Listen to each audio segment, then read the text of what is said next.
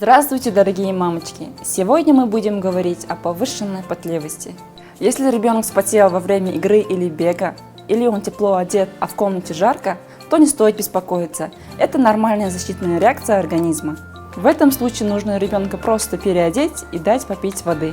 Но если ребенок потеет в прохладной комнате, то это может быть сигналом определенных заболеваний.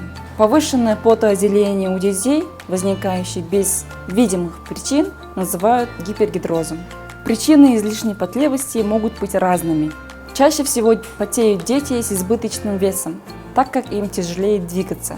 Но если говорить о серьезных заболеваниях, то это может быть симптомом рахита вследствие недостатка витамина D. Проявляется болезнь в период интенсивного роста и больше всего поражает костный скелет. Лучшая профилактика этого заболевания – длительные прогулки на свежем воздухе, массаж, а в зимнее время, когда недостаточно солнечного света, я рекомендую принимать витамин D в составе витаминных комплексов. Стоит задуматься и о питании ребенка. Острая, слишком сладкая кисломолочная пища также провоцирует высокое потоотделение. Так что нужно делать, если ребенок сильно потеет? Дорогие родители, запомните основные правила. Если ребенок потеет, то не нужно его кутать и пеленать. Следить за температурой воздуха в комнате, где спит ребенок. Нужно давать малышу воду, даже если он находится на естественном кормлении.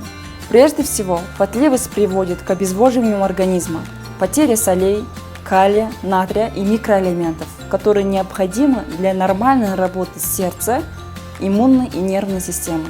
Благодаря натуральному витамину D, доромарин способствует росту костей, помогает бороться с различными заболеваниями, в том числе и с повышенной потливостью. Надеюсь, это видео было для вас полезным, ведь наша цель – здоровые и счастливые дети.